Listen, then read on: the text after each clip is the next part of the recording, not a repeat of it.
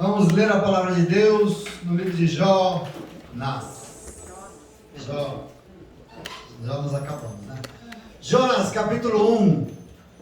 Glória a Deus. Começamos uma nova etapa de estudos, novo tamanho de uma meditação na palavra de Deus, para conhecermos mais o contexto, conhecer mais os livros, o texto, entender mais qual é a mensagem, a revelação, e sobretudo receber o testemunho que aqui está, entendendo que testemunho serve para edificar as nossas vidas, para nos apresentar os acertos e os erros e podemos decidir se queremos ou como queremos adorar o nosso Deus. Jonas capítulo 1, nós vamos iniciar lendo dos versos 1 a 3. Jonas 1, de 1 a 3. Vocês não conhecem o livro de Jonas, nunca ouviram falar dele, né? Mas é a bênção. Vamos nos aprofundar. Versículo 1 diz: a palavra do Senhor veio a Jonas, filho de Amitai, com esta ordem: vá depressa à grande cidade de Nínive e pregue contra ela, porque a sua maldade subiu até minha presença. Mas pasme, Jonas fugiu da presença do Senhor, dirigindo-se para Tarsis. Desceu à cidade de Jope, onde encontrou um navio que se destinava àquele porto. Depois de pagar a passagem, embarcou para Tarsis para fugir do Senhor. Palavra de Deus até aqui para a gente iniciar a leitura, tá bom? Glória a Deus. Aleluia. Mas nós iniciamos então um novo momento, encerramos o livro de Jó e vamos iniciar Jonas hoje. E essa nova etapa vai se dar de novo lendo um livro que não é muito conhecido, né? É um livro que ninguém sabe, mas é um livro que nós acostumamos a chamar de o livro do profeta teimoso, né? Do livro do profeta fujão, chamado Jonas, né? E eu quero hoje me aprofundar um pouco hoje, na próxima semana, e possivelmente 2 dias ou 3, não sei, depende do que o Senhor quer nos dizer. Eu começo o nosso estudo tentando entender quem era Jonas e aonde a gente pode localizar ele na Bíblia do Antigo Testamento, como a gente localiza esse personagem. O livro começa lendo, eu comecei a ler para você no verso 1, que a palavra do Senhor veio a Jonas, filho de Amitai. E aqui, essa informação já gerou muita discussão sobre exatamente isso, sobre em que época Jonas viveu. Só para você se localizar um pouco, porque é uma informação que também está na Bíblia Sagrada, e ela está no livro de 2 Reis, causou muita dúvida, causou muita discussão teológica, porque no livro de 2 Reis, capítulo 14, verso 25, também fala de um profeta na corte de Israel, durante o reinado do rei Jeroboão II, que se chamava Jonas e tinha como pai Amitai. Então os nomes chegaram, os nomes bateram. E aí, por causa disso, a conclusão imediata foi: se esse Jonas do livro que nós estamos lendo agora, vamos começar a ler, é o mesmo da corte do rei Jeroboão II, nós sabemos quando ele viveu. Então ele viveu entre os anos 787 e 747 antes de Cristo, século 8 antes de Cristo. Essa é a conclusão que se chegou, porque os nomes aqui são iguais. Então, esse período que Jonas viveu foi no reinado do rei Jeroboão II. Contudo, todavia, entretanto, né, se a gente pensar um pouco, eu preciso para dizer para vocês que não era o mesmo Jonas. Qualquer estudo disso vai dizer para você que é o mesmo, mas não era. Essa conclusão que chegaram só foi possível porque os nomes são iguais, mas é igual eu falar para você que era como se eu dissesse que a palavra de Deus veio a João, filho de Francisco, né? Nomes comuns naquele período. Jonas era um nome muito comum, Ioná, um nome muito comum. Então, assim, não tem como ser o mesmo Jonas. Por quê? Porque no livro de Jonas, que nós vamos estudar e vamos começar a estudar hoje, esse aqui que nós lemos, o povo mais temível da história de Israel inteira, os assírios, um povo que era muito rico, eles desenvolveram a segunda forja do ferro, ficaram milionários, ricos, era um povo cruel, era um povo sanguinário, mas no livro que nós vamos ler, vocês vão ver, vocês conhecem isso, mediante a palavra de Deus, mediante a pregação da palavra, esse povo se arrependeu da sua maldade. Você vai ver lá na outra leitura, no final, que o rei Assírio se arrependeu da sua crueldade e se converteu. Mas veja, no tempo do rei Jeroboão II, os assírios não se arrependeram de nada. É outro momento. É o mesmo inimigo, mas é outro momento. Os assírios, aliás, nesse período do século 8, só para você ter uma ideia, no ano de 722, 60 anos depois de Jeroboão, 722 a.C., os assírios vieram e invadiram o reino do norte. Mas eles invadiram e praticamente exterminaram a população de tão cruel. Mataram quase todo mundo no reino do norte. Destruíram a capital Samaria. Dizimaram a maioria da população e levou alguns escravos, muito poucos. Para você ter uma ideia, ficou tão deserto o norte do país que vieram povos de outras nações e ali se miscigenaram e criaram os samaritanos. Quem destruiu tudo? Os assírios. No século 8. Então não tem nada a ver com esses assírios aqui, com esse período em que eles se arrependem. É outro Jonas, é outra história. Aqui o norte ficou desabitado, tamanha crueldade dos assírios em 722. E a Bíblia Sagrada diz também que 11 anos depois, 701 a.C., eles vieram de novo para destruir Judá. Você já ouviu alguém falando na Bíblia do tal do Senaqueribe? Senaqueribe na Bíblia é o tal do rei assírio, que ele veio em 701 e ele cercou Jerusalém e ele queria destruir tudo como ele fez com o norte. Então no século 8, a realidade dos assírios não tem nada a ver com arrependimento. É uma realidade completamente contrária. Quer dizer que a chance do livro de Jonas, que nós vamos ler, que pregou para os assírios e eles se arrependeram, ser o mesmo Jonas da corte de Jeroboão lá atrás, porque quando Jonas viveu nesse povo maldoso, cruel aqui, o exército assírio era o pleno poder da maldade. Isaías viveu nesse tempo. Isaías fala, esse povo é um demônio. O seu exército parece um monstro e mata todo mundo que tem pela frente. Então são dois momentos, são dois personagens. Mas veja, então quem era Jonas? Bom, alguém que tinha o nome de Ioná, um nome comum disso, mas o significado de Ioná é pomba. É uma ave de natureza inconstante, é uma ave que não é... É o significado do nome dele. Quando foi escrito o livro de Jonas? Só para a gente entender aqui, porque você entende o contexto, você entende o que ele faz, e o que ele fala, e o porquê ele é assim como ele é. Quando foi escrito o livro? Bom, não foi no reinado de Jeroboão II, como a gente viu no século 8. Mas ele foi escrito, esse livro, num período em que precisava, dentro da história de Israel, precisava ser reafirmado algumas coisas deles como povo de Deus. É um período da história de Israel em que precisava ser reafirmada a nacionalidade dos israelitas. Eles precisavam reafirmar isso, eu vou explicar isso para vocês. Eu já falei para vocês que o povo de Deus foi levado para o cativeiro babilônico, nós estudamos isso, lembra? No século 6, o povo de Deus foi levado pelos babilônios para o cativeiro, preso e aquela coisa toda. E lá no cativeiro, eles começaram, viveram 70 anos lá, começaram a perder a sua identidade. Já falei disso, lembra disso? Começaram a perder a sua língua, começaram a perder os seus costumes, começaram a perder os seus valores. O povo de Deus estava perdendo a sua identidade. E em 515, em 525 já aconteceu alguma coisa, mas em 515 eles voltam para casa, lembra? Com os persas? Quando eles voltam para casa, então, algo precisava ser reafirmado neles, como povo de Deus. O quê? A identidade judaica. A sua nacionalidade, as suas histórias, a sua história, quem somos nós. Inclusive precisava ser reafirmado quem eram os seus maiores inimigos. É um problema de uma crise de identidade que o povo passou depois do exílio, 70 anos do exílio. A história de Jonas é contada no período de Esdras e Neemias. Já lemos aqui também com vocês, sim ou não? É nesse período aqui, momento em que se identificava, por exemplo, na Bíblia acontece isso, uma exclusividade racial. Nos textos a gente entende isso. A raça judaica precisa ser pura. Ela não pode ser misturada. Nós somos povo eleito. Nós somos descendência de Abraão. Lembra lá das promessas de Deus? Pois é, somos nós. Nós precisamos reconstruir, depois de 70 anos de exílio, toda essa nossa identidade. Isso aqui é Esdras e Neemias. E é o mesmo contexto que nós estamos lendo. Por exemplo, em Esdras, quando nós lemos o livro de Esdras.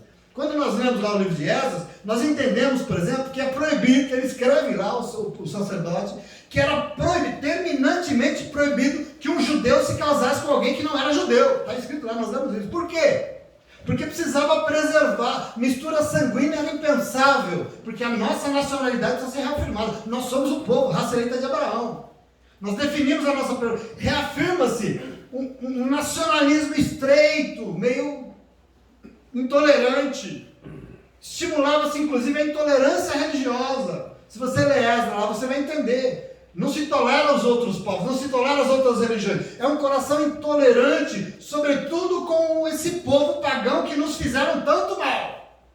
Então a ideia desse período é preservar a herança do povo, é preservar a história do povo, os valores, a língua, e também preservar a fé, revelar quem é o nosso Deus.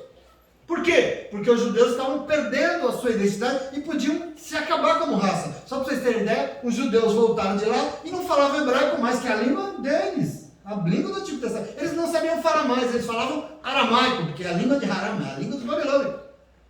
Tanto que quando Jesus vem, eles falavam aramaico. Por quê? Porque até a língua foi perdida. Então esse período precisava ser reafirmado os valores e a identidade judaica. Então o livro de Jonas, que nós vamos ler, só para te posicionar, se situa nesse momento nacionalista e que judeu era intolerante. Judeu não aceitava outros povos. Ele tinha um discurso seco. Inclusive quem era e não gostava e tinha raiva dos seus maiores inimigos. Nós estamos falando do século 4 a.C., não 8, 4, em torno do ano 350 a.C., mais ou menos. Aqui nós nos situamos Jonas. Tudo bem? Só para você entender um pouco. Entre o fim do governo persa, que é quando o povo volta, e o começo do governo grego. O governo grego começou em 330. Estamos em 350. É nesse período aqui, tempo de Esdras e Neemias, tempo de reconstrução dos muros, tempo de reconstrução das cidades, do povo, da língua, do culto, reconstrução da identidade nossa como povo, raça descendência de Abraão. Esse é o momento aqui do livro de Jonas, só para você construir e entender por que ele é como ele é. Jonas, então, o livro de Jonas faz parte de um bloco literário que na Bíblia Sagrada chama de os 12 profetas menores. Eu não sei quem nos cursos aqui a gente já falou disso. A Bíblia tem os profetas maiores e os 12 menores, né? Os 12 pequenos. Oséias, Joel, você para achar Jonas aí foi mais difícil, não foi? A gente tem mais dificuldade, mas no índice, não sei. Mas tem lá Oséias, Joel, Amós, Obadias e Jonas. Tem Miqueias, Naum, Abacuque, Sofonias, Ageu, Zacarias. São 12 livros, 12 profetas. Por que são menores? Porque eles são menores importantes? Não, porque os livros são pequenininhos. O livro de Jonas mesmo são 4 capítulos, são livros menores. São todos livros menores, por isso os 12 profetas menores, está nesse contexto. Agora, deixa eu falar e já começar com curiosidades aqui para vocês, porque é muito interessante. Interessante que o livro está inserido no contexto dos profetas menores. Agora veja, no livro de Jonas, Jonas não é profeta. Né? Assim como Jó não era reclamão, Jonas também não era profeta. Jonas é profeta por nossa conta. Jonas é, tão somente como eu e você, um homem de Deus. É isso que ele é. Um homem de Deus, que a tradição incluiu ele no conjunto dos profetas. Ele não era profeta, mas no contexto do livro, ele recebe um chamado para o ministério profético. Ele não era. O livro começou dizendo o seguinte: e veio a palavra do Senhor a Jonas, filho de Amitai. Não fala que é profeta, ninguém diz que é. Não está escrito em nenhum lugar que ele era profeta. Mas no livro, ele recebeu o quê? Um chamado profético. Você entende isso? Isso que você precisa construir. Todos que recebem a palavra de Deus com ordenância para ministrá-la, a palavra de Deus, está incluído em um ato e um atributo profético. Porque pregar a palavra de Deus de forma fiel, fidedigna, é ato profético.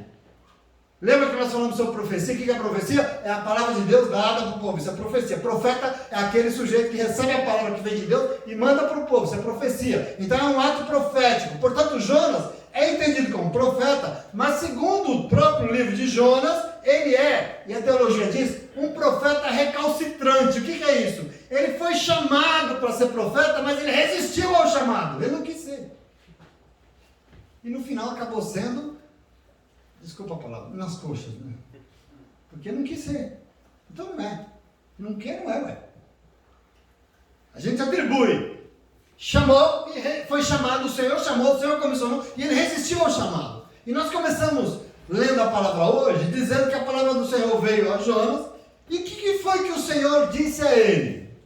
Só lembrando para vocês aqui, quando nós lemos Ezequiel, estudamos Ezequiel aqui, Ezequiel diz, numa revelação do Senhor, que o Senhor mandaria a palavra de Deus ao profeta, não é? Lembra disso? E ao profeta caberia o quê? Proferir a palavra junto ao povo, aquela palavra que Deus mandou. Se as pessoas desandassem e o profeta não pregasse a palavra, de quem seria a culpa? Do profeta. Recairia sobre ele. Lembra disso? Pois é, a palavra de Deus veio sobre Jonas. E a ordem do Senhor foi qual?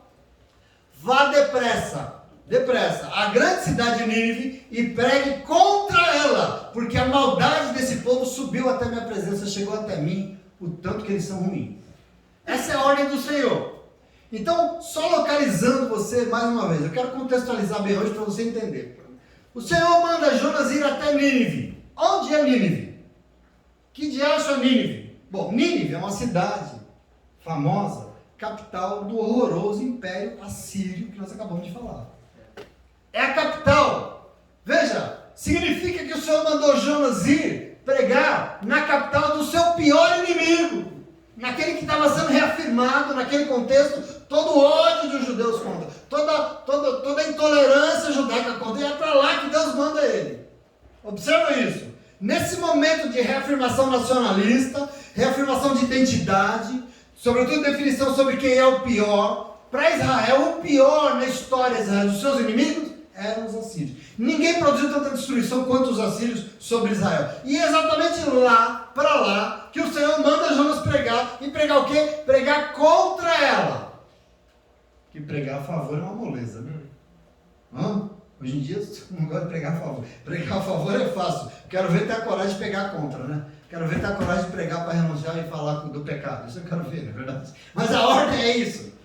Pregar contra ela. Mas a pergunta é, Jonas recebeu a ordem do Senhor e ele obedeceu? Jonas recebeu a ordem do Senhor e ele obedeceu? E eu pergunto, só ele?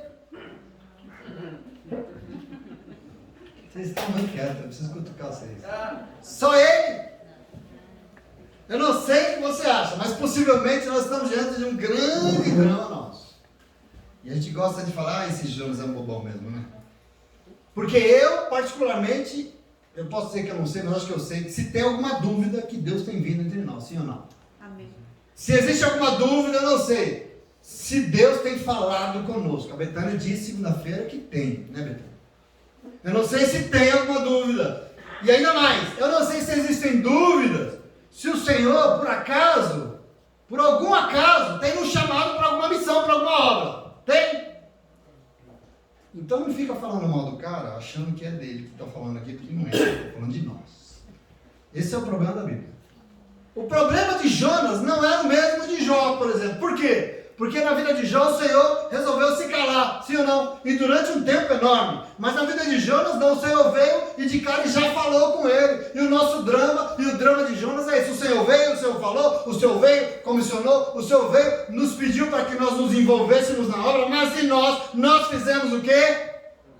A maioria de nós ataca de Jonas, ou não? Você acha que o texto está aqui na Bíblia à toa? O Espírito Santo Deus sabe o que faz. Deixou registrado aqui alguns testemunhos dentre os milhões que existiam. Vamos falar isso, né? É só um pouco do que aconteceu. Porque tem razão aqui. Jonas no capítulo 1, verso 2 e 3 diz: vá depressa à grande cidade de Nínive e pregue contra ela. Por quê? Porque a sua maldade subiu até a minha presença. E o texto diz: mas Jonas fugiu da presença do Senhor, dirigindo-se para Tarsis, desceu à cidade de Jope, onde encontrou um navio que se destinava àquele porto. Depois de pagar a passagem, embarcou para Tarsis para fugir do Senhor, consciente. E veja, o Senhor manda Jonas ir para Nínive. Nínive fica no nordeste do Iraque, lá no nordeste de Israel ali, e lá para pregar a palavra na capital dos odiados assírios, e ele não aceita, ele reluta. E o texto diz que ele desce para o porto de Jope.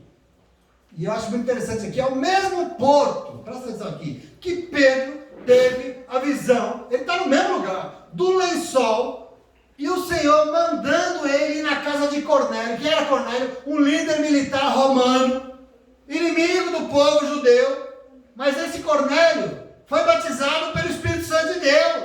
É o mesmo lugar, ele vai para o mesmo canto que Pedro depois vai, é a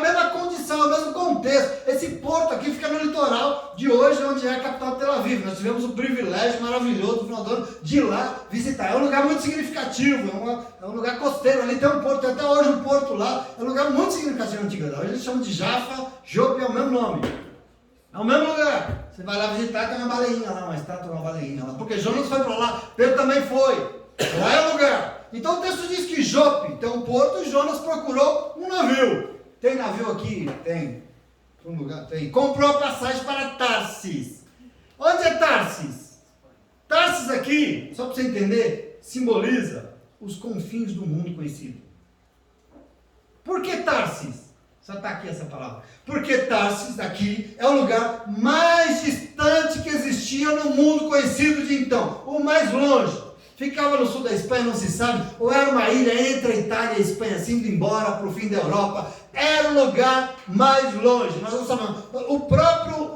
A ideia é assim, Tarsis é o próprio fim do mundo para Jonas.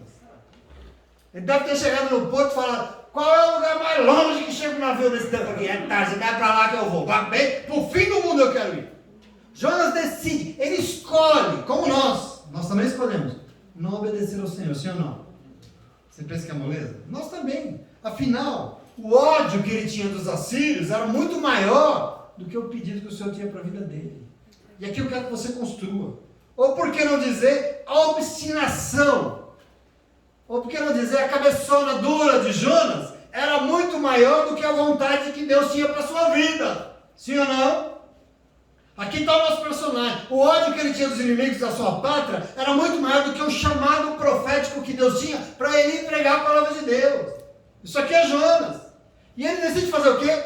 Fugir da presença do Senhor. E nessa hora, a pergunta maravilhosa é, para onde nós temos que ir quando nós queremos fugir da presença do Senhor? Né? Não é uma boa pergunta? Você, quando você quer fugir de Deus, você vai para onde? Você sabe que Deus, na terra, distribui talentos. Distribui talentos. Isso não é à toa, porque Deus tem coisa para fazer aqui na terra. Aliás, eu queria que você soubesse que Jesus Cristo veio para dizer que o que Deus tem que fazer é que Ele tem que interferir nesse mundo aqui, e Ele quer implantar o reino de Deus nesse mundo. Ele quer mudar a história desse mundo, Ele quer salvar esse mundo. E para isso Deus distribui talentos. E assim, distribui dons para quê? Para usar. Não é assim que Deus faz? Fazia ou faz? Deus quer usar. Mas quando Deus deseja usar os talentos que Ele mesmo deu, de graça, e nós decidimos escondê-los ou enterrá-los, como é que fica? Nós já estamos desistindo de ler Jonas, é isso? Como é que fica? A culpa não é minha. Outro dia no culto de segunda-feira, a Milena leu o Salmo 139 aqui, e ela fez essa pergunta, né? Onde é que nós podemos fugir da presença de Deus? Não, essa pergunta não. Onde é que eu vou? Para os confins da terra, para o céu, para a estrela, para a lua? Eu vou para tal? Onde é que eu vou? O Salmo 109, qual é o lugar em que nós nos escondemos a presença do Senhor que nos chama para nos envolver em algo que Ele quer fazer na terra? Para onde é que eu vou? E aqui está a questão de Jonas, aqui está a minha questão, está a tua questão, está a nossa questão. O Senhor nos chama para nos envolver em algo que Ele quer fazer. Ele quer o quê? Ele quer salvar. Mas em nós, meu irmão, minha irmã, a verdade é que nós criticamos a atitude de Jonas. Mas no fundo, nós sempre atacamos de Jonas, sim ou não? Nós atacamos de Jonas. E depois precisa, ficar arrumando desculpa esfarrapada para dar, porque não participou daquilo que o Senhor chamou para participar. A gente precisa ser bom de desculpa, sim ou não? Deus chamou Jonas e ele fugiu da presença do Senhor, se é que isso é possível, né? Ele fugiu e comprou uma passagem para o fim do mundo e embarcou e entrou no navio e foi. Foi para onde? Para o fim do mundo. Vai que ele não está lá, né? Vai que esses espanhóis estão tudo desviados, atribulados, Deus lá nem está. Vai que eu vou para lá. Ele foi. E da mesma forma, eu queria dizer para você, em nome de Jesus, nós achamos que nós podemos dar desculpas e fugir daquilo que o Senhor nos chamou. Mas eu quero que você fique muito atento na leitura que nós vamos fazer desse livro, porque é o seguinte, eu queria dizer para você, conversa mole não salva ninguém não, o que salva você é envolvimento. Em nome de Jesus. E eu quero que você fique muito atento, porque você serve a um Deus que não desiste. Você vai ver no livro de Jonas que Deus não abre mão do que Ele quer fazer através da tua vida. Jonas, inteligente, achou que podia fugir do chamado, daquilo que Deus chamou. Comprou uma passagem para o fim do mundo e entrou no navio. E aí, eu quero que você vai, porque você está diante de um grande drama nosso, talvez. Na sua tentativa de fugir de Deus, de não se envolver aquilo que Deus estava chamando ele para fazer, Jonas descobre que parece que aparentemente está tudo dando certo, né? Legal, né? Ó, já desci aqui, já encontrei um lugar longe para burro. Não é que tem até um navio para lá? Glória a Deus, ó. A grana deu para comprar a passagem, que bênção, ai que alívio. Agora eu consegui embarcar. Já está no navio. Eu achei, meu Deus do céu, eu vou lá, glória a Deus, tocar minha vida sem essa responsa, sem esse belo. Eu vou dar o jeito que eu quiser, eu vou fazer como eu acho melhor, e tá tudo bem. Está dando certo, sim ou não? Versículo 4 diz o seguinte: o Senhor, porém, fez soprar um forte vento sobre o mar, e caiu uma tempestade tão violenta que o barco começou a quebrar, a arrebentar-se. Presta atenção aqui, porque de repente, com o barco indo de vento em popa, Jó se depara com o inevitável. Que inevitável? Tem um Deus que ama, e por amar, chamou, e Ele, mais ninguém, sabe o que nós precisamos e o que é melhor para a nossa vida. É com isso que Jonas se depara aqui. Eu quero dizer para você, muita gente foge de Deus, e a gente se esquece que não tem como a gente fugir daquele que nós já entregamos a nossa vida, daquele que já nos alcançou, daquele que nos amou como ninguém, que nos resgatou. Como é que nós fugimos dele? Presta atenção em nome de Jesus. Não perca o seu tempo, porque eu queria dizer para você, do Senhor e daquilo que Ele deseja fazer na sua vida, sabe como é que você vai fugir? Ninguém foge. Não foge. Você pode ser teimoso e você vai dar cabeçada para burro, vai ficar galo roxo, mas não foge. Nós podemos até tentar e vai ficar dando cabeçada por aí, mas eu quero dizer para você, da parte do Senhor, Ele sempre vai desejar te encontrar, não importa onde você esteja, porque o Senhor tem planos na tua vida. Eu quero que você entenda isso. Ele tinha na vida desse homem, Ele tem na tua vida, na minha vida, na nossa vida. E aqui estão os segredos para a nossa vida ser mais suave, ser mais leve. Eu vejo as pessoas lutando contra isso. Meu irmão, não se luta contra isso. Presta atenção. A Bíblia diz que Deus não leva em conta o tempo da nossa ignorância. Isso é um fato. E que a quem muito é dado, muito é requerido, cobrado. Desculpa. Deus ama. Mas Ele sabe o que Ele pôs na tua mão. Presta atenção. Portanto, eu acho melhor ser, em alguns contextos, uma vez eu vi o pastor pregando isso, o pastor Ricardo Gondim falou isso. Às vezes é melhor você ser e viver como um ateu, insensato, desses bem enganado, desse xarope, achando que a vida é só essa porcaria aí, e falar, tá vendo? Eu sou feliz. Claro Deus. Não, deixa eu falar pra Deus. Achando que a vida é isso aí só, do que saber que você serve a um Deus, que é o teu Deus, que te ama, e que já chegou, e que já te salvou, e você querer fugir dele. É mais complicado, sabe por quê? Porque quando nós conhecemos o Senhor, quando nós sabemos o que o Senhor pode fazer na nossa vida, quando nós sabemos da plenitude da vida que é viver a paz verdadeira que só o Senhor pode nos dar, quando você sabe disso, e sobretudo quando nós sabemos aquilo que Ele espera de nós sabemos que o Senhor nos chamou para uma obra, e mesmo assim nós escolhemos fugir, nós vamos estar errando conscientemente. Aqui está o problema de Jonas, ele sabia tudo, e mesmo assim, a maioria das pessoas que eu conheço sabe que Deus existe e sabe que Deus espera delas. A maioria. Não existe inocência. O que existe, pastor? Obstinação e desobediência. Porque saber nós sabemos, ou não? As nossas crianças sabem, imagine nós somos marmanjos. A gente sabe, meu irmão, no fundo do nosso coração, a gente sabe. Veja o verso 5. A tempestade veio, e diz que todos os marinheiros ficaram com medo, e cada um clamava ao seu próprio Deus, e atiraram as cargas ao mar, para tornar o navio mais leve. E aqui entrou um outro personagem. Sabe quem são esses? Sabe quem são esses? Estrangeiros. Os tais estrangeiros que Jonas, judeus, tanto rejeitava. Os tais outros povos, os tais pagãos, que o povo de Jonas sentia tanto desprezo. Está aqui no 9 com ele. E eu quero que você construa isso comigo. Veja que aqui, infelizmente, quem está dando um testemunho mais decente, sabe quem é? São exatamente os pagãos e não crentes. Eu quero que você entenda esse momento. Diante da dificuldade, a tripulação dos pagãos começou a fazer o quê? Clamar cada um ao seu Deus Demonstrando o quê? Que confiava no seu Deus. E o crente? Bom, o crente estava fugindo do seu Deus, né? Fugindo. Só? Não. Pior. Porque além de estar fugindo da vontade de Deus, no verso 5 ainda, o texto diz que enquanto isso, enquanto os pagãos oravam e clamavam e suplicavam ao seu Deus, Jonas, que tinha descido para o porão, deitado, dormia profundamente, roncava. Quer dizer, não é só que ele estava fugindo, mas diante da tempestade ele dormia profundamente, despreocupado com tudo. E eu quero que você pense na atitude desse homem. Todo mundo desesperado, todo mundo em pavorosa, jogando as coisas no mar, orando, ainda que na ignorância de orar a deuses que não são nada, que não tem Deus. Quer dizer, eu tenho que olhar para a atitude, que a atitude aqui é de oração, de confiança. E o crente está o quê? Está nem aí com nada. Às vezes pagão, às vezes gente que não conhece, dá testemunho melhor que a gente, dormindo nem aí com a vida, inclusive da tripulação. De repente ele até desistiu de viver, falar que se dane mesmo, é que esse povo morre tudo, eu morro também.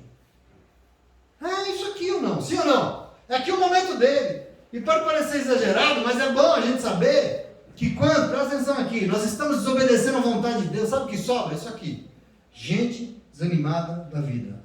Gente que não consegue nem orar. Afinal, sem Deus, a vida não vale nem a pena ser vivida, sabia? Esse é o problema de desobedecer o Senhor. Isso é o problema de ir na contramão do que Deus nos chamou. A vida começa a não valer a pena. O problema de andar na contramão da vontade de Deus é, longe da vontade de Deus, nós perdemos não só a vontade de Deus, mas nós perdemos também a nossa vontade de viver. Você entende isso? Deus sabe do que você precisa, meu irmão. Deus sabe do que você precisa, minha irmã. Por isso Ele te chama. Porque Ele tem coisa para você. Agora, longe disso, nem a vontade de Deus de viver a gente tem. E eu quero te dizer uma coisa nessa noite. Se existe uma genuína fonte de felicidade na vida de alguém como eu e você, que somos povo de Deus, a única fonte de felicidade que existe em nossa vida está em cumprir a vontade de Deus para a nossa vida. Amém. Porque senão sabe o que sobra? Um buraco aqui no peito de uma vida sem nenhum sentido de ser vivida. É isso que acontece. Jonas está assim, dormindo no meio da tempestade, desanimado, querendo morrer. Essa é a nossa realidade. Jonas está assim no meio de uma tempestade, todo mundo apavorado e ele nem aí. Ele não está nem cuidando, indiferente, dormindo profundamente, sem se importar. Agora, observe que um traço da nossa humanidade, eu sou ser humano, você é ser humano, todo mundo que tem vida, sabe o que faz? Luta pela vida. Uma pessoa que não luta pela sua vida, ele está deixando de ser humano. Mas aqui, enquanto os pagãos estão lutando pela vida, a vida deles e a vida de todo mundo no bar, o servo de Deus está dormindo no seu leito de morte, sei lá, na sua sepultura. Veja o verso 6. O capitão dirigiu-se a ele e disse: como você pode ficar aí dormindo, pelo amor de Deus? Levante-se e clame ao seu Deus. Talvez ele tenha piedade de nós e não morramos. O capitão pagão do navio falou para ele. Independente da gente ter consciência aqui, queridos, que esses homens estão atirando para todo lado, né? Sabe que eles estão atirando para todo lado? Eles estão orando para um monte de Deus, para tudo quanto é Deus, para ver qual dos deuses ajudaria. Eles estão, tá tudo bem. Observe aqui que quem atira para todo lado aqui é porque não tem certeza nem segurança do Deus que serve. Aqui é um problema de quem não serve o Senhor. Aqui, presta atenção. Nós sabemos que essa é a questão das pessoas que não conhecem o Senhor. Por quê? Porque acabam colocando a sua confiança num monte de coisa, de ídolos, e na hora H está na mão. Não tem certeza de nada. Mas eu preciso comparar a atitude desses que nem conhecem o Senhor, daquele que sabe exatamente diante de quem ele está. Afinal, não era ele que era intolerante com o povo? Pois é, eu quero comparar essas atitudes, eu quero entender Jonas e as pessoas que estavam com ele. Não somos nós, às vezes, os evangélicos, que somos tão intolerantes com os macumbeiros, não somos? Então eu quero que você entenda isso. Nós temos que nos ater a esse mau testemunho de Jonas nessa noite, porque o testemunho dele é uma porcaria. E eu quero dizer para você, em nome de Jesus, no nosso meio, o que não tem faltado é mau testemunho. De quem? De quem sabe tudo do Senhor, de quem conhece Deus, de quem sabe tudo que é Deus e que Deus espera dele, e está na rua do mau testemunho. Já disse a Betânia aqui segunda-feira, sim ou não? Faço minhas as suas palavras. A culpa é dela. Esse mau testemunho que esse homem está dando aqui. Agora observe que são os pagãos que estão demonstrando atitude de fé. Que coisa, né? Quem nem conhece o Senhor está tendo fé. Eles estão entendendo que a solução daquele problema não viria deles mesmos, por isso eles estão fazendo o quê? Orando. E eles acordam Jonas para orar também para o Deus dele. Eles estão entendendo que aquela tempestade não é normal. Eles estão entendendo, inclusive você vai ler comigo agora o verso 7, você vai ver. Isso não é normal. Eles já sacaram que o negócio aqui talvez seja espiritual. Porque no verso 7 diz assim, ó: então os marinheiros combinaram entre si: vamos tirar sorte para descobrir quem é o responsável por essa desgraça que se abateu sobre nós. Não é normal isso, não é vento não, não é mar não. Alguma coisa está acontecendo. Vamos tirar sorte para ver o responsável por essa desgraça. Tiraram sorte e o azar caiu sobre Jonas.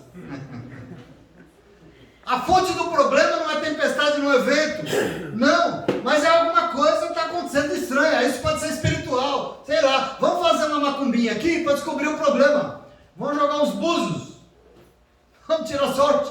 Isso que eles fizeram. Vamos fazer alguma coisa aqui. Eles estão entendendo que alguém pode ter feito bobagem e por isso as coisas estão dando errado. É isso que eles estão pensando aqui. Eles lançaram sorte. Mas como eu e você sabemos que sorte não existe, o Senhor vai lá acordar o dorminhoco e o azar caiu sobre ele. Tenho certeza que quem moveu esse dado aqui foi o Senhor. Tenho certeza. E nós vamos entender bem esse momento, por quê? Porque Jonas parece muito consciente de tudo que está acontecendo com ele, do que ele está fazendo. Ele está ali, ele sabe de tudo. Ele está muito consciente, aqui está o nosso problema. Ele estava fazendo o quê? Fugindo de Deus. Ele sabe disso. Ele sabe disso e ele decidiu isso. Ele está consciente disso. Aliás, eu quero dizer para você, a gente decide não obedecer ao Senhor, e nosso problema, o que a gente faz quando a gente decide não obedecer ao Senhor? A gente faz o seguinte: bom, problema meu ou não? Eu faço o que eu quero da minha vida, sim ou não? Você não tem nada, aliás, ninguém tem nada com isso, a vida é minha, eu faço o que eu quero. E eu desobedeço se eu quiser, o que você tem com isso? Agora eu quero que você observe comigo a atitude de desobediência de Jonas aqui. Atraiu problemas. Para quem? Para todo mundo. Para ele e para quem estava com ele. Isso aqui é muito revelador. Sabe por quê? Porque nossas escolhas espirituais atraem consequências para nós e para todos que estão ao nosso lado. Para todos que estão conosco no mesmo barco, meu irmão. Presta atenção, isso é muito importante. Porque nesse mundo que você vive, esse mundo individualista, nós costumamos pensar que a vida é nossa, sim ou não? E na nossa vida cuidamos nós. E nós tomamos decisão que a gente quiser e ninguém tem nada com isso. Se eu vou na igreja, se eu deixo na igreja, não é problema seu. A vida é minha, o problema é meu, você não tem nada com isso. Se eu oro ou não oro, o problema é meu. O que você tem com isso? Eu não quero participar dessa oração aqui em casa, na mesa, não quero orar nessa reflexão. O problema é meu, você não tem nada com isso. Agora presta atenção aqui, meu querido, minha querida. Porque a atitude de Jonas de desobedecer e fugir do Senhor atraiu tempestades. E eu queria dizer para você, e colocou a sua vida em risco, mas não só a sua, colocou a vida de todo mundo. O mal veio sobre ele, sobre todos que estavam com ele. Sim ou não? Sim ou não? Observa isso, porque com você e comigo é a mesma coisa. É do mesmo jeito, porque as nossas escolhas na vida, e eu queria dizer para você, as nossas escolhas espirituais não refletem somente sobre nós, mas têm consequências sobre todos da nossa casa, sobre os que estão conosco, sobre a vida de pessoas que nós amamos. Consequências. E você precisa tomar posse disso. Por isso, vida e vida espiritual exige, sabe o quê? Responsabilidade. Nós não estamos brincando de Deus aqui na igreja para ficar rico. Nós não estamos brincando. Responsabilidade. Sabe por quê? Porque para o Senhor, você não é uma ilha isolada no mundo. Você não é sozinho. Você não é individualizado, vivendo no mundo. Mas para o Senhor, você faz parte de um todo. E esse todo é influenciado pelo que você faz. Observa, aprenda uma coisa nessa noite. Deus não olha para cá atrás de você. Ele olha para cá atrás de nós. Eu quero que você construa isso. Porque hoje em dia isso é tão difícil. No mundo espiritual e para o Senhor, não existe essa unidade individualizada chamada você, as suas vontades e as suas decisões. Isso para Deus não existe. Ele não leva nem em conta isso. É por isso que esse mundo não entende. Mas existe o quê? Um povo coeso, unido, que escolheu fazer a vontade dele. E faz a vontade dele principalmente porque sabe que aquilo que faz para o Senhor reflete, ajuda, fortalece a si mesmo e a todos que estão à sua volta. Isso é você, para o Senhor. Isso é Jonas, diante de Deus, em desobediência, causando pavor e a morte de todo mundo à sua volta. Eu quero que você tome posse disso. Você é membro de um corpo, você entende isso? E no corpo, quando dói, Paulo fala isso, né? o dedinho do pé. Todos os membros sofrem, sim ou não? Nós somos membros disso, reflete em todo o corpo. Esse mesmo problema, por exemplo, de Jonas, afligia a igreja de Corinto, e Paulo, apóstolo Paulo, prega no 1 Coríntios capítulo 12, a partir do 14, ele diz assim, ó, 1 Coríntios 12, 14 em diante, ele diz, o corpo não é composto de um só membro, mas muitos. Se o pé disser, por que não sou mão, eu não pertenço ao corpo, nem por isso deixa de fazer parte do corpo. Você é. Eu sou filho, mas não, você é. Olha o que ele diz. E se o ouvido disser, porque eu não sou um olho, eu não pertenço ao corpo, nem por isso deixa de fazer parte do corpo. Se todo o corpo fosse o olho, onde estaria o ouvido? Se todo o corpo fosse o ouvido, onde estaria o olfato? De fato, Deus dispôs cada um dos membros do corpo, segundo a sua própria vontade. Se todos fossem um só membro, onde estaria o corpo? Não existe. Assim, há muitos membros, mas um só corpo. Nós somos parte de uma coisa só, meu irmão. E essa coisa só que você vive, pode ser aqui nessa igreja, na sua família, no seu trabalho, essa coisa só que você precisa estar atento. Porque é dessa coisa que o Senhor se comunica, é isso que o Senhor olha quando Ele vem para cá. O Senhor não olha para a tua casa e vê você, Ele vê você, a sua esposa, os seus filhos e quem mora com você. Ele vê os seus vizinhos que têm que ser abençoados para a sua morada ali naquele lugar. O Senhor não olha para esse lugar e vê uma, duas, três pessoas, Ele vê um povo unido, coisa todos, um só corpo para Ele. Nós somos uma só coisa, um casal é uma só carne. Deus não trata o marido, Deus trata o marido, mas trata a mulher também. Deus não trata o marido, a mulher trata a mulher, os filhos e o pai e a mãe e os parentes. Deus trata o corpo, Deus trata essa união de coisas que somos nós. Nós não somos uma ilha isolada. Portanto, as nossas atitudes refletem. Entenda que aqui na obra de Deus, na sua família, no seu trabalho, onde você estiver, você não é um ser individualizado, sozinho não, mas você faz parte de um algo. E por isso entenda que as suas decisões vão acarretar consequências na sua vida, mas não só na sua vida, porque outras pessoas serão afetadas pelas suas decisões. É verdade. Não tem jeito. Divórcio, por exemplo, alguém que abandona a sua família para ir viver algo novo lá, deixa para trás um rastro de destruição na vida de outras pessoas inocentes, ou não? Não adianta, nós não tomamos decisão e aquilo reflete só em nós somos parte de algo, e nós temos que pensar nisso antes de fazer. Alguém que diz não, e resolve pensar só em si, aliás, que não diz não, né? E resolve pensar só em si mesmo e nas suas vontadezinhas, deixa para trás alguém sofrendo pelas consequências da sua escolha. Não tem jeito. Imagina Deus olhando para a nossa vida e pensa, e nós só fazendo o que a gente acha melhor para nós mesmos, causando dor na vida. O que é que Deus acha disso? O que é que Deus está achando de Jonas agora nesse momento do navio? Irresponsável, botando em risco a vida dos outros. Querido, você é parte de um todo, você não vive sem os outros. Você está aqui hoje, sentado, sendo abençoado por uma palavra como eu estou, não sei se você está, mas eu estou. Mas eu falo para você, para isso acontecer, alguém teve que ralar muito para construir essa cadeira que você está sentado. Você sabia disso? Para você comer a comidinha gostosa que você comeu hoje, alguém teve que ralar para plantar, colher, vender, e outro teve que trabalhar igual um doido para comprar comida, e outro ralou para ir lá preparar a comida para você comer.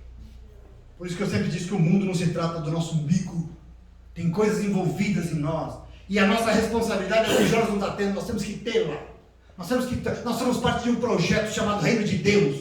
Tem um Deus querendo usar isso tudo, que somos nós e a nossa voz, para edificar as vidas das pessoas que conosco convivem. Essa é a responsabilidade que Deus espera. Eu não sei, tudo que se faz nesse mundo é decorrência do nós. Esse mundo, você não existe sem os outros. Essa roupa linda que você está vestindo hoje aí, só está vestindo porque alguém fabricou, meu irmão. Senão você não estaria vestindo, você estaria com frio. Por essa razão, as nossas decisões deveriam, em primeiro lugar, levar em conta as outras pessoas que sofrerão pelas consequências boas e ruins. Porque eu quero dizer para você, se a gente pode decidir, por exemplo, como igreja, não sei, nós podemos decidir se nós seremos uma bênção ou uma maldição para o Riacho Grande, para o bairro, para onde a gente vive. Porque é uma igreja individualista, que não faz nada por ninguém, onde mora em nada, não se envolve com os fardos dos outros, e não produz justiça nesse mundo, eu não sei se é uma bênção.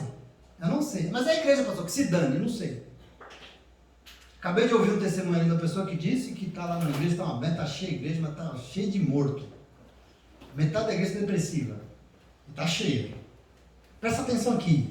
Porque as nossas decisões individualistas causam dor nos outros que estão à nossa volta. Você entende isso? Sim ou não? Mas nossas decisões de fazer o certo diante de Deus também vão atingir, também vão ajudar, também vão abençoar. Da mesma forma, as pessoas que estão à nossa volta. A decisão está no nosso domínio. Presta atenção em Jonas aqui, em nome de Jesus. A nossa oração de segunda-feira aqui, orando pela necessidade, pela dor das outras pessoas, eu queria dizer para você, em nome de Jesus, faz vir e derramar e espalhar entre todos nós, inclusive alcança a vida das pessoas que nós oramos. Por quê? Porque Deus fica esperando eu orar para ajudar a pessoa? Não, mas porque quando nós nos juntamos, quando nós nos unimos um só corpo, Deus vem e Ele deseja derramar, Ele deseja espalhar entre todos nós o cuidado do quê? Da presença dEle. Ele quer se manifestar como Ele está se manifestando aqui nessa noite, com a sua presença, quando nós estamos unidos em oração.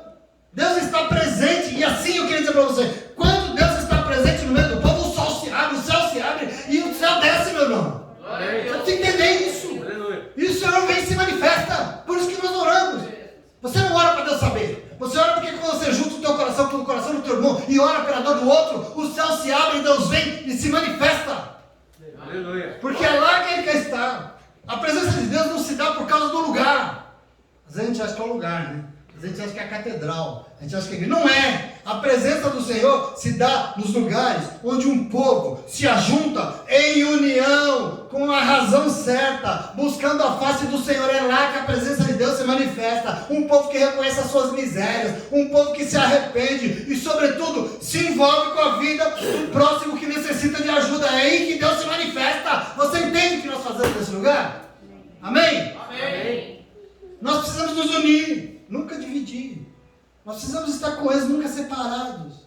Sempre ajuntar, unir, como um todo, buscando obedecer aquilo que o Senhor, cumprir a vontade do Senhor. Por quê? Porque assim nós e os nossos, presta atenção aqui, nós e a nossa casa, nós que nós amamos, nós as nossas, veremos a presença soberana do Senhor entre nós, agindo, se manifestando e produzindo justiça na vida de todo mundo. Aleluia. Assim como nós fazemos bobagem, reflete na vida dos outros, como nós fazemos o bem, reflete na vida dos outros. Você entende isso, senhor? Não? Amém. Por isso, para o Senhor, nós temos que fazer tudo visando primeiro os outros e não nós mesmos. Por quê?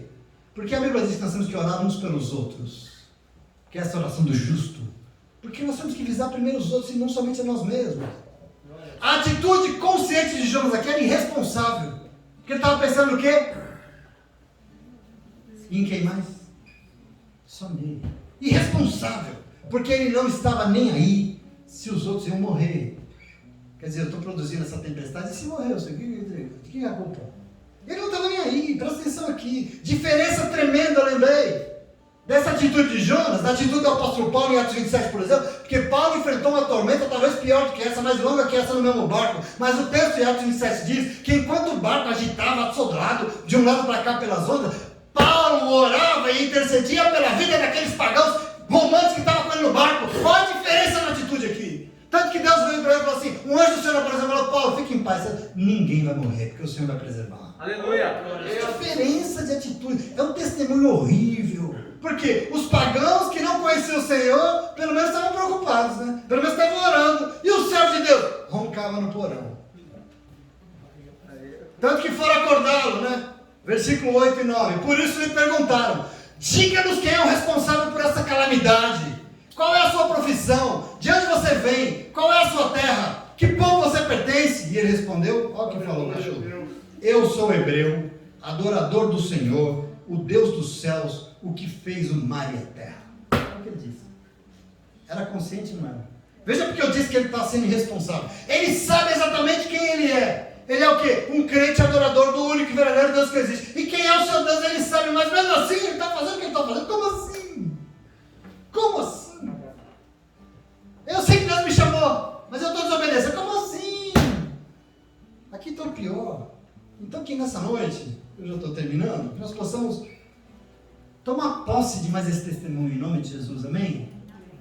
E recebendo isso, entender aquilo que Deus espera de nós, as duras palavras, as boas palavras, os puxões de orelha, serve para a nossa edificação. Jonas não era profeta, mas sobre a vida de Jonas existia um chamado profético. Muito pouca gente é profeta no mundo de hoje, mas sobre a vida de todos nós existe um chamado da parte de Deus. E quem é que chama? É o pastor? É a igreja? Quem chama é o Senhor. O chamado existe. Eu nunca questionei, eu nunca vou questionar um chamado. O chamado existe. Deus não só chama, Ele chama e Ele prepara e Ele envia. Entretanto, o nosso problema é com o que nós vamos fazer com aquilo que Deus tem me chamado. Eu vejo gente patinando, correndo na ladeira igual um doido, 50 metros de língua para fora e nada dá certo. E aí lá no pé da ladeira tinha um Deus chamando e ele resolveu sair correndo igual um louco. E ainda quer que a vida dê certo. Jonas escolheu desobedecer e fugir do que Deus esperava dele. Que isso seja um exemplo. Se é que nós conseguimos fugir. E assim, consequências houveram, não só sobre ele, mas sobre todos que estavam com ele. Que nós possamos entender onde é que está a vida preenchida e plena que nós temos para a nossa vida e a nossa disposição. E ela só existe quando nós decidimos obedecer aquilo que o Senhor nos mandou falar. Um segredo de vida. Desculpa, não adianta. Existe e é fácil.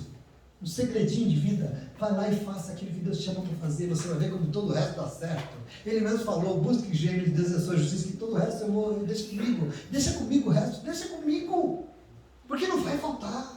E a gente fica lutando, nós ficamos fugindo, nós estamos indo para a Espanha. Espanha é bonita, né? Mas não rola.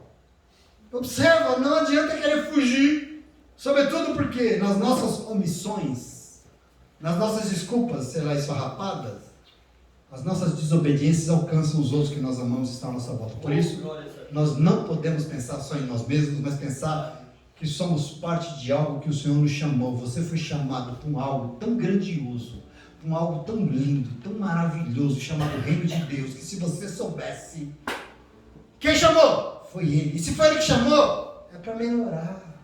Deus não chama para piorar. Deus não chama você para uma obra para piorar a tua casa. Deus não chama você para uma obra para piorar a tua vida financeira. Deus te chama para uma obra para te abençoar. Deus te chamou foi para salvar. E assim os que estão à tua volta vão usufruir dos frutos dessa bênção que Deus quer fazer através de você. E também serão salvos que o Senhor vai alcançar. E você entende isso? Sim ou não?